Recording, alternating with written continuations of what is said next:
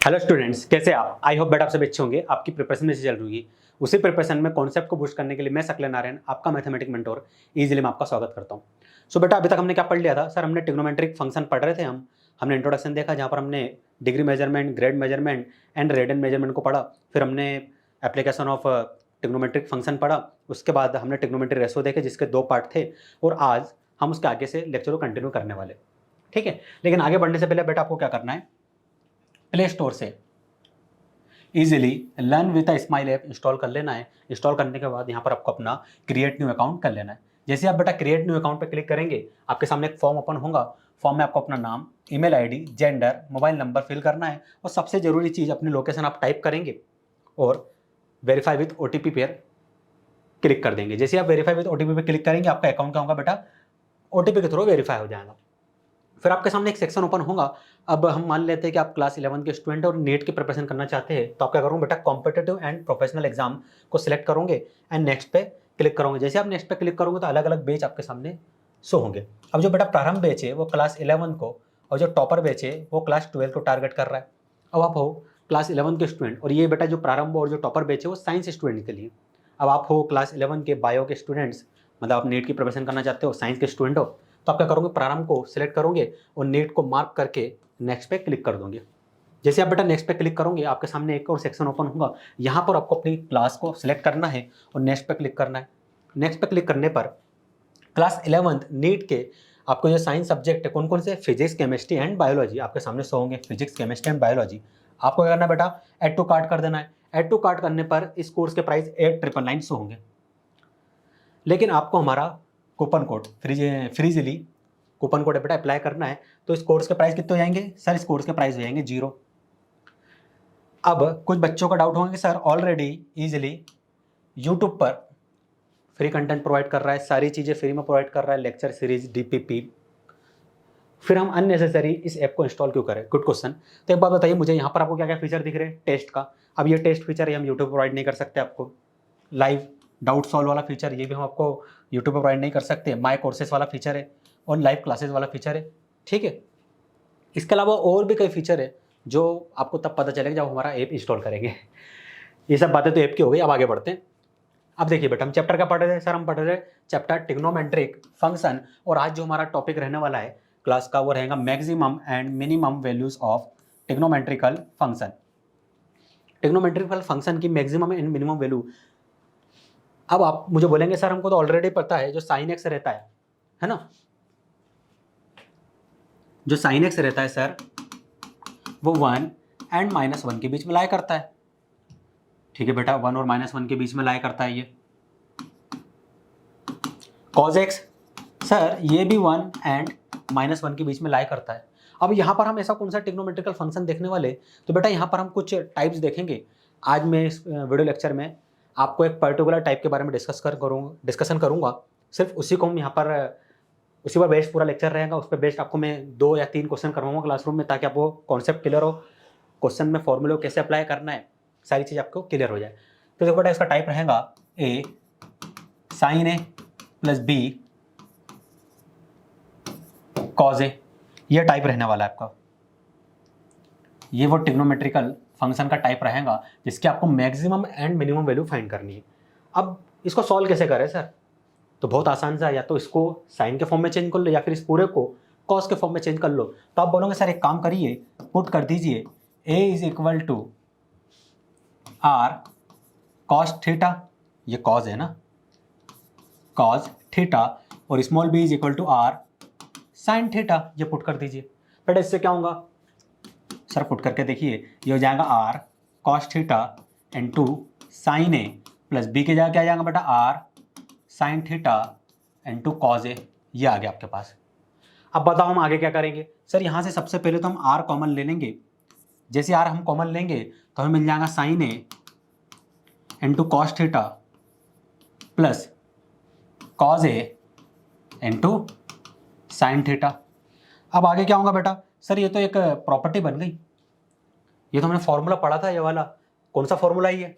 तो आप बोलोगे कि सर ये फॉर्मूला बन गया sin of m + n sin m cos n plus cos M into sine N, space नहीं था इसलिए मैंने यहाँ पर लिख दिया। तो आप समझ रहे हो ना, sine of M plus N is equal to होता है sine M into cos N plus cos M into sine N, ये होता है फॉर्मूला।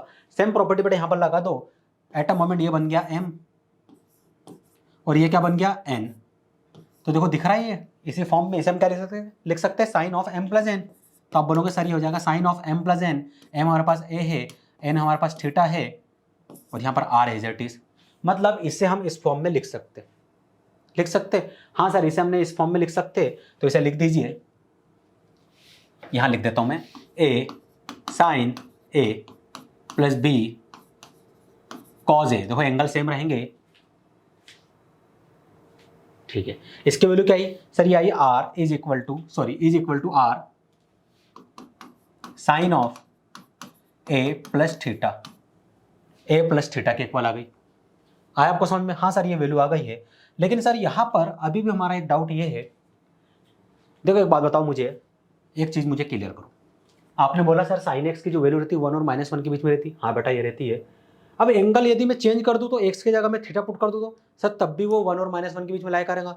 थीटा प्लस 1 कर दूं तो सर तब भी वो 1 और -1 के बीच में लाई करेगा। यहाँ पर यदि मैं 2 times of X plus Y भी कर दूंगा एंगल, तब भी वो थीटा के बीच में लाई करेगा। मतलब थीटा हम कुछ भी चेंज कर दे, साइन हमेशा 1 और -1 के बीच में लाई करता है कि नहीं करता है? हाँ सर वो करता है। मतलब ये वाला जो पार्ट है बेटा, ये वाला, ये तो 1 और -1 के बीच में लाई करेगा, इतना हमें पता चल गया है, 1 और -1 के बीच में लाई करने वाला है। लेकिन सर एक मिनट,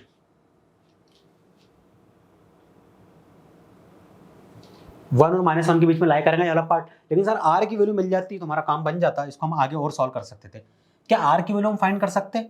सर आर की वैल्यू फाइंड करने के लिए हमें थोड़ा पीछे जाना होगा, और यहाँ से जहाँ से हमने शुरुआत की थी ये वाला, यहाँ से कुछ हो सकता है, शायद आर की वैल्यू फाइंड कर सकते हैं। आर की वैल्यू कैसे फाइंड करोगे? सबसे पहले इसे सॉल्व करो। क्या है आपके पास? सर ये है A is equal to R cos theta. तो मुझे बताओ बेटा कॉस थीटा की वैल्यू क्या आएगी? सर ये हो जाएगा A divide by R is equal to cos theta.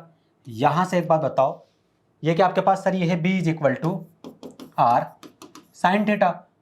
तो B divide by R is equal to क्या हो जाएगा? सर ये हो जाएगा साइन थीटा और ये हो गया कॉस थीटा।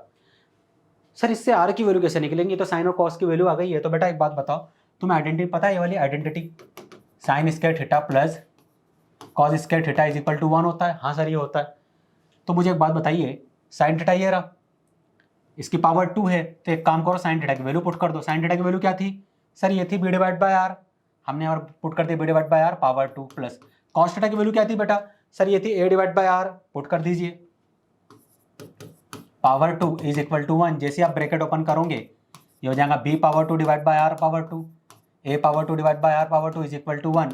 एलसीएम ले लीजिए, एलसीएम क्या आएगा बेटा? सर ये हो जाएगा आर पावर 2 एंड न्यूमरेटर बनेगा a square plus b square is equal to 1। अब इसको आप सॉल्व करेंगे तो a square plus b square is equal to, sir हमें आर मिल गया, सॉरी आर पावर 2 मिलेगा। अब हम क्या करेंगे सर, यहाँ पर बोथ साइड स्क्वायर रूट ले लेंगे। क्यों स्क्वायर रूट क्यों लोगे सर? क्योंकि हमें तो आर की वैल्यू चाहिए। अब स्क्वायर रूट लेना होगा, यहाँ पर आर पावर 2 था तो यहाँ पर आ जाएगा आर की वैल्यू आपके पास आ गई square root a square plus b square. R की वैल्यू बेटा यहाँ पर पुट कर दो, क्या है आपके पास? Square root a square plus b square into sine of A plus theta. Sir इससे कैसे फाइंड होगा कि ये मैक्सिमम और मिनिमम इससे कैसे निकल रहा है? अभी भी हमें समझ में नहीं आ रहा। ठीक है, ये तो चीज़ हो गई। ये देखो यहाँ पर कुछ आपको नोट करना होगा, कुछ प्रॉपर्टी। एक तो ये वाली नोट कर लीजिए, यहाँ पर जो आर है वो और कुछ नहीं, square root a square plus b square है। सर ए भी क्या होगा बेटा? ए ये वाला टर्म्स, ये वाला कोफिशिएंट, साइन ए का कोफिशिएंट ए रहेगा, कॉस ए का कोफिशिएंट बी रहेगा, तब आपको याद रखना है। ठीक है सर, आर निकल जाएगा। अब यदि मैं यहाँ से आपसे टेन थीटा की वैल्यू पूछूँ तो सर टेन थीटा की वैल्यू तो बहुत आसानी से हम फाइंड कर सकते हैं। कैसे फाइंड करोगे आप? Sir tan theta is equal to होता है sine theta divide by cos theta. Sine theta की वैल्यू आई है B divide by R, divide by cos theta की वैल्यू आई है ए डिवाइड बाय आर से आर कैंसिल, हमें मिल गया B divided by A. So tan theta is equal to क्या मिला बेटा आपको? B divide by A. क्या मिला बेटा आपको? बी डिवाइड बाय ए मिल गया। टेन थीटा, आर की वैल्यू मिल गई हमें square root a square plus b square, इतना आपको याद रखना है। और ए और बी क्या है सर? ये जो ए है ये और कुछ नहीं, साइन ए का कोफिशिएंट रहेगा, और जो बी है वो कॉस ए का कोफिशिएंट रहेगा। तो क्वेश्चन में भी आपको याद रखना है, वैसे मैं बताऊंगा आपको, है ना। ये हो गया सर, लेकिन अभी भी मैक्सिमम मिनिमम वैल्यू नहीं निकली है। ठीक है बेटा, नहीं निकली है तो अभी निकाल देते हैं। क्या करने वाले हम, यहाँ ध्यान दीजिए। मुझे एक बात बताओ, साइन एक्स कहाँ से कहाँ तक लाया करता है? सर ये तो 1 और -1 के बीच में लाया करता है। अब यदि मैं एंगल चेंज कर दूँ तो सर तब भी ये 1 और -1 के बीच में लाया करेगा। कौन सा एंगल चेंज करूँ? सर a प्लस थीटा रख दो यहाँ पर। ठीक है बेटा, a प्लस थीटा रख देते x की जगह। तब भी क्या होगा सर, ये 1 और -1 के बीच में ही रहेगा। बट उससे क्या होगा सर, यहाँ पर यदि ये साइन a प्लस थीटा आ गया है तो r से भी मल्टीप्लाई कर दीजिए इसको। दिख रहा है ये r? हाँ बेटा, r से मल्टीप्लाई कर देते। साइन a प्लस थीटा ये रहा, r से मल्टीप्लाई कर देते। अब ये इनइक्वालिटी, जब इनइक्वालिटी को r से मल्टीप्लाई करेंगे तो क्या होगा, ईच टर्म मल्टीप्लाई होगा। सबसे पहले -1 मल्टीप्लाई होगा, फिर ये मल्टीप्लाई हो जाएगा r से, फिर ये मल्टीप्लाई होगा r से। इतना समझ में आया? हाँ सर ये आ गया। अब मुझे एक बात बताओ, r की वैल्यू क्या थी? सर r की वैल्यू तो हमारे पास ये रही, square root a square plus b square. तो बेटा r की वैल्यू पुट कर दो।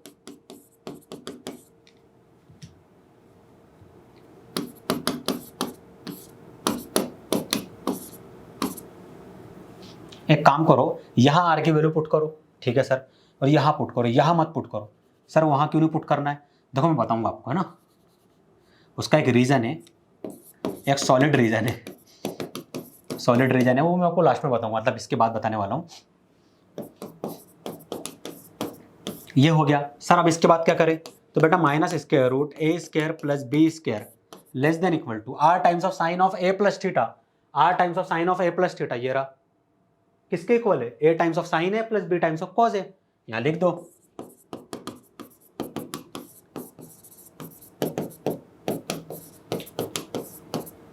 लिख दिया? हाँ सर ये लिख दिया। क्या मैक्सिमम और मिनिमम वैल्यू आ गई है? हाँ सर मैक्सिमम और मिनिमम वैल्यू तो हमें दिख रही है।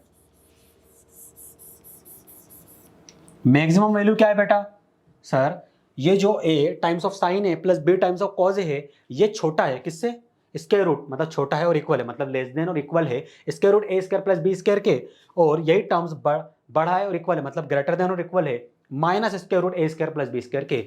तो मैक्सिमम वैल्यू क्या हो गई बेटा? सर ये हो गई मैक्सिमम वैल्यू किसकी? इस पूरे के पूरे टर्म्स की मैक्सिमम वैल्यू। मिनिमम वैल्यू क्या हो गई? सर ये बन गई मिनिमम वैल्यू। समझ में आया आपको? आसान था कि नहीं? हाँ सर ये तो आसान था, सॉल्व किया जा सकता है। हाँ सर किया जा सकता है। यदि हमारे पास a times of sine a plus b times of cos है तो हम डायरेक्ट लिख सकते हैं पूरी inequality less than equal to square root a square plus b square greater than equal to minus times of square root a square plus b square. a b की value कैसे निकालोगे? सर यहाँ लिखी रहेंगी। चलो एक क्वेश्चन करवा देता हूँ तो उससे आपको और क्लियरिटी होगी। एक क्वेश्चन आपके सामने बेटा, ये वाला क्वेश्चन है, इसको हम सॉल्व करेंगे। कैसे सॉल्व करेंगे? अभी जो आपने रिजल्ट फाइंड करा वो क्या था बेटा? Sir a times of sine a plus b times of cos a यदि हमें गिवन हो तो ये sir less than equal to होगा स्क्वायर रूट बेटा क्या होगा sir a square plus b square, और ग्रेटर देन इक्वल टू क्या होगा minus times of square root a square plus b square के। अब बताओ बेटा मुझे यहाँ पर हम क्या कर सकते हैं? सर कुछ नहीं करना है हमें। सबसे पहले तो ये जो ट्रिग्नोमेट्रिकल फंक्शन हमारे पास है इसको हम गिवन ट्रिग्नोमेट्रिकल फंक्शन से कंपेयर करेंगे। अगर ये इस फॉर्म में है तो अच्छी बात है, नहीं है तो चेंज करना होगा। लेकिन देखो मुझे दिख रहा है ये यदि साइन a है बेटा तो ये भी, सॉरी ये यदि एंगल a है तो ये भी एंगल a बन गया, एंगल a। साइन आ गया सर, साइन यहाँ पर भी आ गया, कॉज आ गया, कॉज यहाँ भी आ गया। तो ये कुछ ये वाला जो टर्म्स की यदि मैं बात करूँ तो इससे मैच हो रहा है। हाँ सर मैच हो रहा है। कंपेयर करो बेटा, ये साइन a है, ये साइन a है, तो ये किसके इक्वल बन जाएगा सर? 3 के इक्वल। तो a की वैल्यू सर हमें 3 मिल गई। अब इसे कंपेयर करो तो ये बन गया कॉस है, ये बन गया कॉस है। b किसकी वैल्यू मिल गई सर? 4 के इक्वल मिल गई। पहले इतने टर्म्स की मैक्सिमम मिनिमम वैल्यू निकाल लो, फिर उसमें हम 3 को ऐड कर देंगे भाई। ठीक है सर इतना कर लेते हैं। सबसे पहले हमें क्या करना है और कुछ नहीं, a square plus b square की वैल्यू निकालना है स्क्वायर रूट में। तो ये हो जाएगा स्क्वायर रूट a स्क्वायर मतलब 3 पावर 2 मतलब 9, b स्क्वायर मतलब 4 पावर 2 हो जाएगा 16, 9 प्लस 16 क्या हो जाएगा सर? ये हो जाएगा 25, और इसे हम लिख सकते हैं स्क्वायर रूट 5 पावर 2, और ये आ जाएगा 5। आया कि नहीं आया? हाँ सर ये 5 आ गया, मतलब ये वाले टर्म्स की और ये वाले टर्म्स की वैल्यू आ गई 5। लिख दो ना बेटा यहाँ पर। और ये किसके इक्वल था सर? ये वाले टर्म्स के इक्वल था, मतलब यहाँ पर इसके प्लेस पर हम क्या लिख सकते हैं? 3 times of sine 2x plus 4 times of cos 2x less than equal to क्या होगा? Square root a square plus b square किसके इक्वल है बेटा? ये 5 के। तो यहाँ पर आ जाएगा 5। ये क्या होगा? ग्रेटर देन इक्वल टू होगा minus times of square root a square plus b square के। So minus times of square root a square plus b square क्या हो जाएगा सर? ये भी 5 के इक्वल होगा। तो यहाँ पर आ जाएगा -5। इतना आ गया। क्या इसको हम आगे सॉल्व कर सकते? हाँ बेटा, इसको आगे सॉल्व किया जा सकता है। क्या करोगे आप आगे? क्या करोगे सर? यहां तक तो चीजें मैच हो रही थी, इसमें हम 3 को ऐड कर रहे हैं इसमें, तो यहां पर हमें 3 को ऐड करना होगा। कर दीजिए बेटा 3 को ऐड।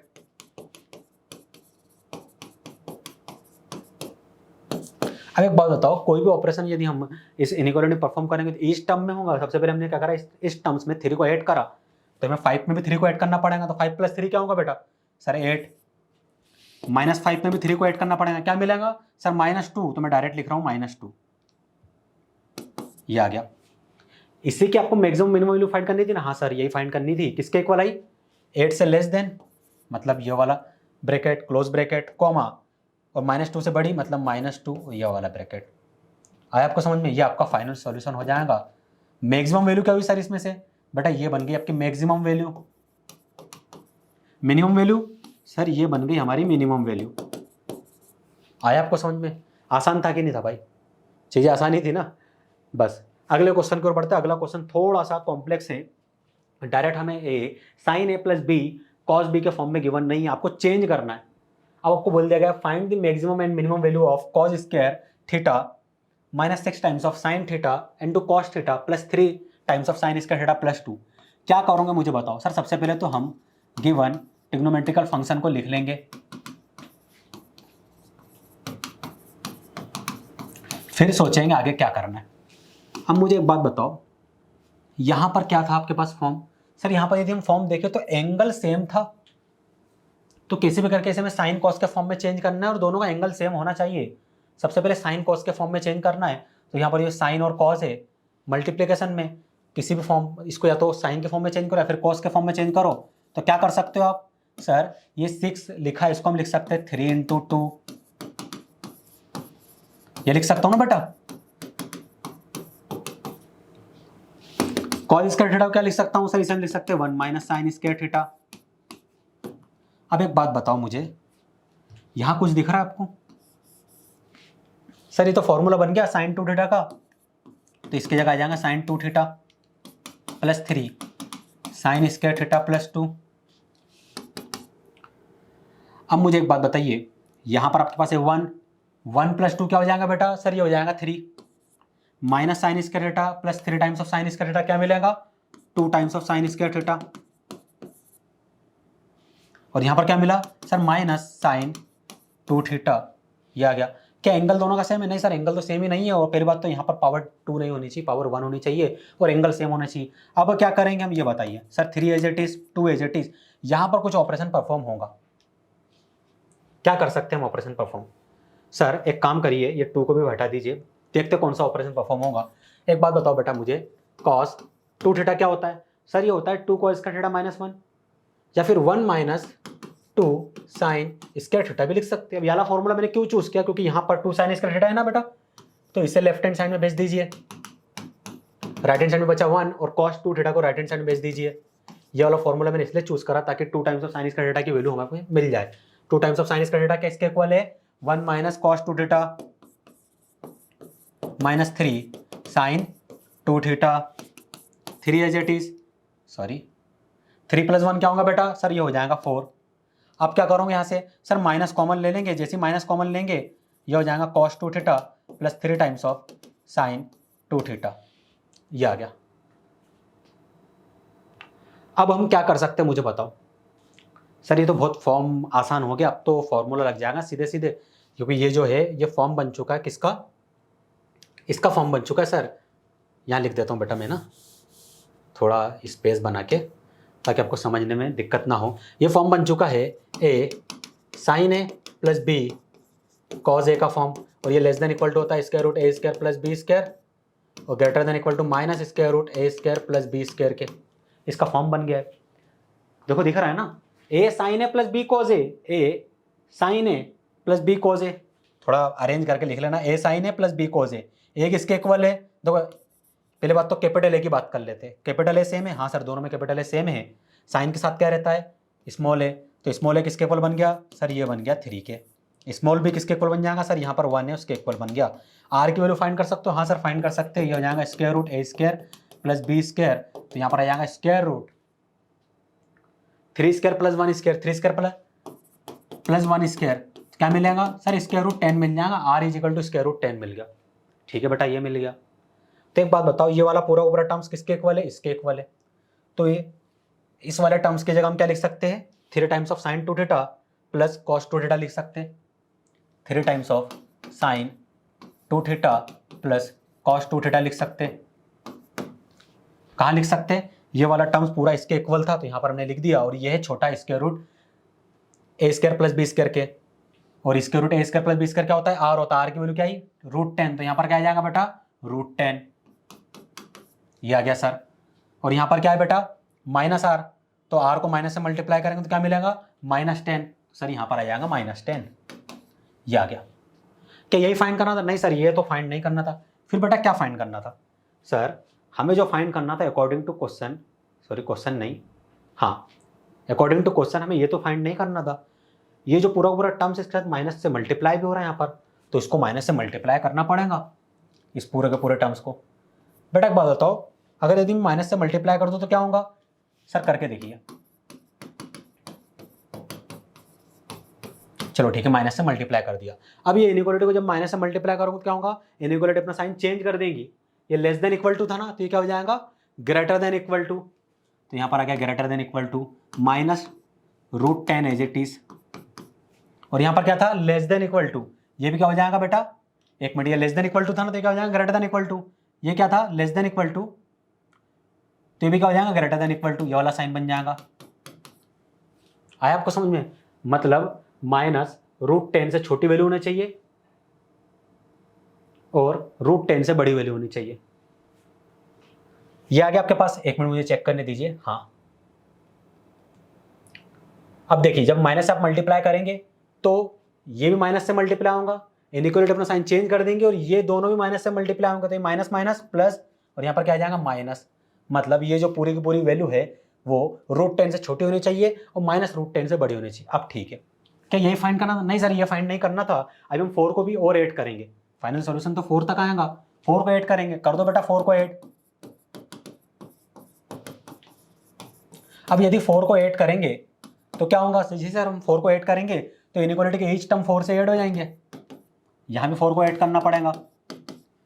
आया, हाँ सर यही फाइंड करना था, हाँ सर यही फाइंड करना था हमें, ये वाली वैल्यू हमने फाइंड कर दी। देखो बेटा आसान था ना, प्रॉपर्टी अप्लाई करनी थी बस।